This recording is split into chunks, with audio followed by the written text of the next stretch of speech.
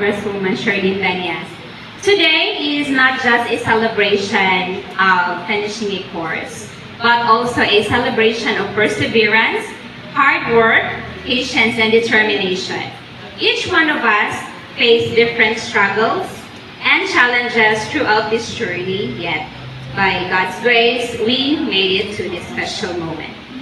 As part of the SBN family and as new pies in this field, especially ako, baguhan siya ko aning tailoring, we are truly grateful for the opportunity to learn valuable skills that can help improve our lives, support our families, and inspire others in our community. Tailoring is not only about sewing fabrics together, but also about stitching dreams. So, atong mga binadamgo sa kinabuhi. So, confidence and hope for a better future. So, para sa ato ang family. To our trainers and mentors, especially Ma'am Hazel, thank you for your patience, guidance, and dedication in sharing your knowledge with us. To our families and loved ones, thank you for your endless support and encouragement. And to my fellow graduates, congratulations to all of us. May this achievement remind us that learning never stops and that every skill we gain is a blessing from the Lord. So, murag kaduhan na nato ning recognition. So, thank you sa opportunity, mga ma'am and sir. And once again, welcome everyone, and may we all enjoy this meaningful and memorable celebration. And God bless us all. Thank you so much, Ate Marigold, for your warm and inspiring welcome message. And at this moment, we recognize the hard work and determination of our graduates who successfully completed their training. To present the graduates, may we call on Mr. Jemar Bernardo, representative from TESDA Training Center, General Santos City. Good morning. Good morning, sir. By the authority vested upon me by our Center Administrator Gerson Franco, I have the honor to present 24 candidates who graduated tailoring in situ under the Training for Work Scholarship Program in partnership with the Lone District of the Congressional Office headed by our Madam Sherlyn Benias Nograles. Congratulations. And so thank you, Sir Jermar. And Sir, requesting our guest na lang po na to be in front for the distribution of certificates. Ayan. So may luminaw po ato lang din sa atubangan. Marilu de la Serna Alon.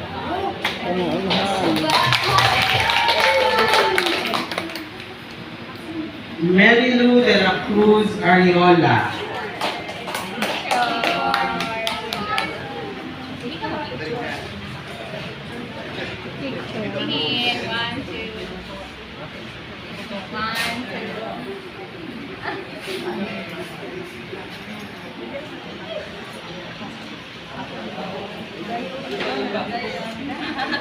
Dorothy May Magkanang Carpio. Maylene de la Cruz Deles.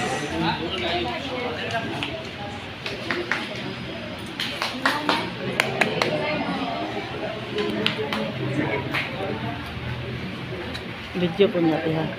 1, 2. Ito na yung picture. Abo. Pero naka-video niya siya. Esther Katik Eviza. Ah. Bluetooth connected.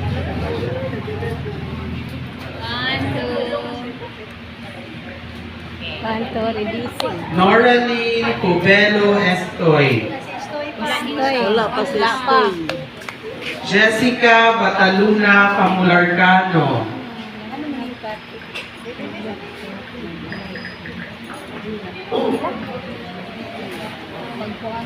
Salat dito sa amin. Okay na. Emily Villanes Gamboa. Ikaw.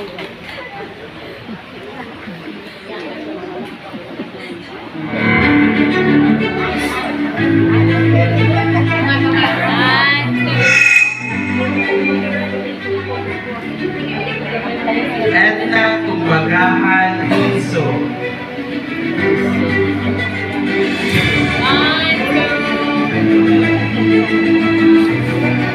Helen Mongolto Lasquite.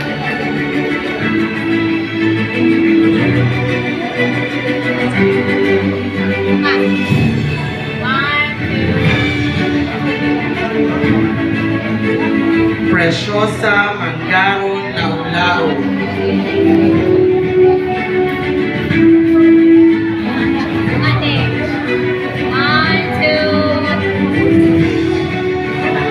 Mary Ann Irma Malupay.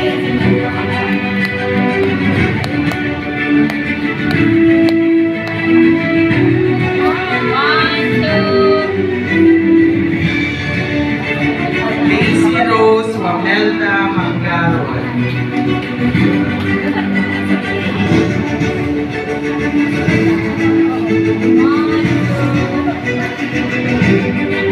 Annabel Epueza Marquez.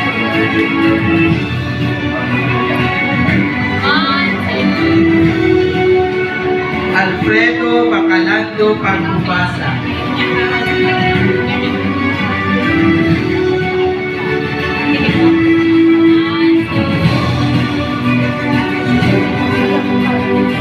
Jennifer Ellen Grillo Hanes.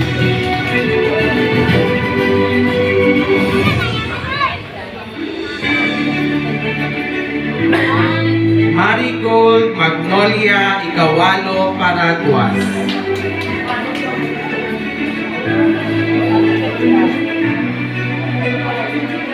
Teresa Panes Salazar.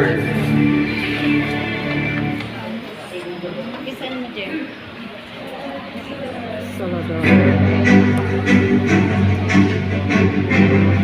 Rosalie Balaba Sandarita.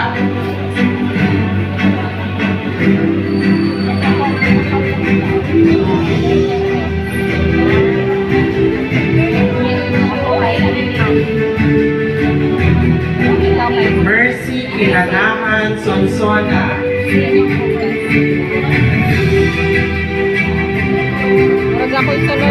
Winifreda Ikawalo Sumayo.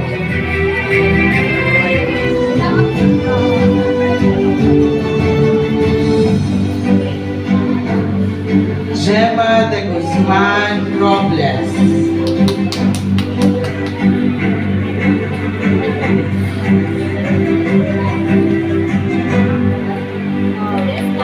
Domingo Marino Tapirao.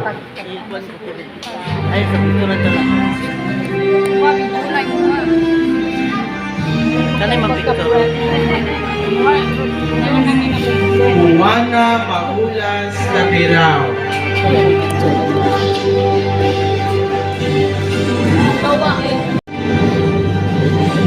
Another certificate of recognition is presented to Mamizel San Pedro, Na, okay man. Padayon man. as trainer of the tailoring NC2.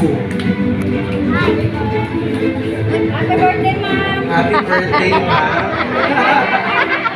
And of course, another certificate of recognition to TESDA Training Center General Santa City as our valuable partner for the Biyaheng Barangay since 2010, Biyaheng Pang Edukasyon, a Play School Uniform Program. Ayan, thank you so much po.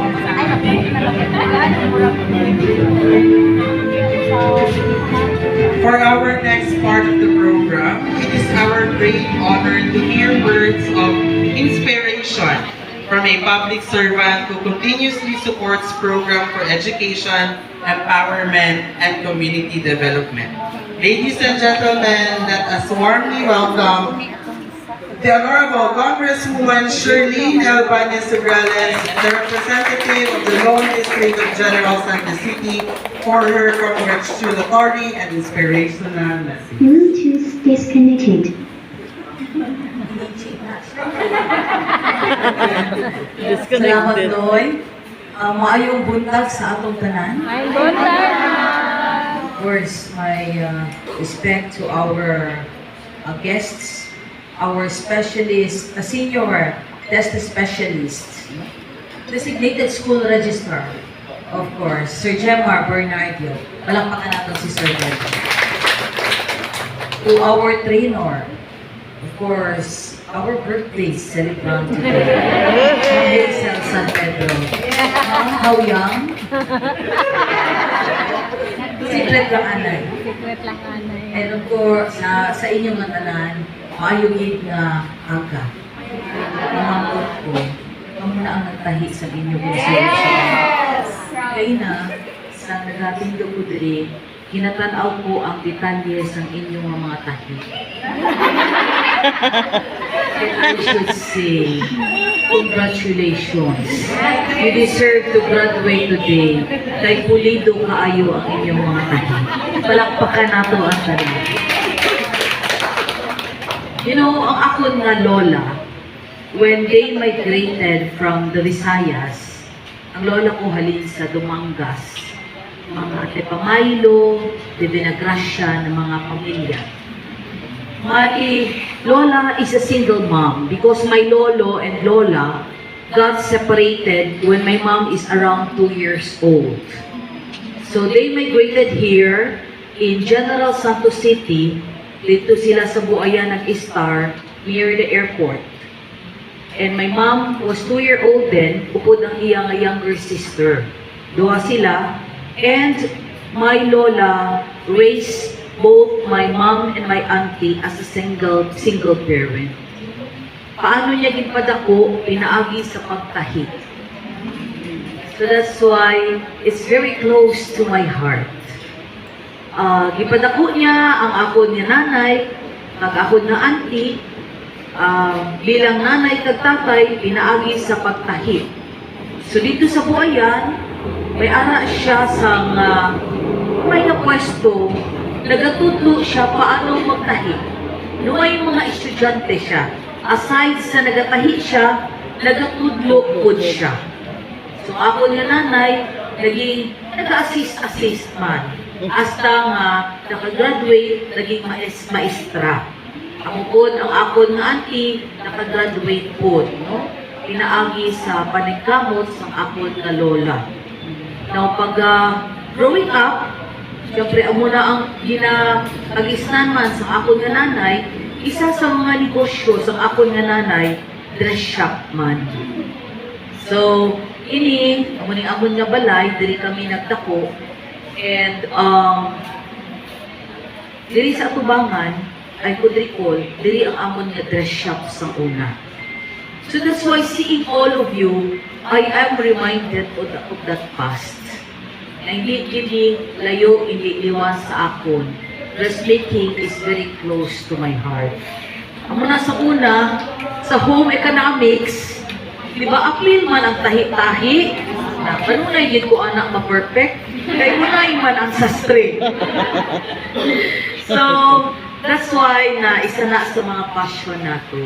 Now, connecting to our program, nakita ko na labi na yun ang depressed mga communities. No? Ang mga bata, halos hindi kani kasulo kabakal sang bayo, di ba? More so ang uniforme. So, during the campaign, isa ni sa mga campaign promises natin, pupunta ni sa tungkol with Nanay Lita, no? We've signed a social contract na kung matagaan mga serbisyo, ang isa sa mga program na tutukan ang libreng uniforme. But then, of course, we all know that Nanay Lita did not make it. So, kita ang nakadaong, okay man ang atleto kay LGU, pwede may SEF, no? Na pwede sa mga programs. So, siling ko, nevertheless, I made a commitment. So, kinahanglan yun, pangitaan pamaagi, nga madayon ang programa. Mabalila, kung ayaw, daghan daw balibat, pero kung gustuhin, maraming paraan. And that's why I'm thankful that we have TESTA and DOLE as our partners to make this program possible. Now, we inventory ang mga estudyante, daghan magyud kaayo, di magyud kaya gyud, no? With the limited resources that you have. So, to launch this program, that's why we choose 5 pilot schools. Ang mga eskwelahan na medyo pigadogin ang mga estudyante, kaga halos hindi makalasang uniforme. At least, it would be their sense of pride to at least be able, once a week, every Monday, to be able to go to school in their uniform, to join the flag ceremony in their uniform. And hopefully with that, that would inspire them to dream further, and to, of course, to go to school and dream further, to dream bigger, for them to have a better future. Gamay lang na siya nga butang, pero I know that this would have an impact in their lives. Kaya bisan kita, di ba? When we recall, isa kanina nag-reunion kami. Last time, no, we celebrated our, ilan na ba kami ka 2 ACC?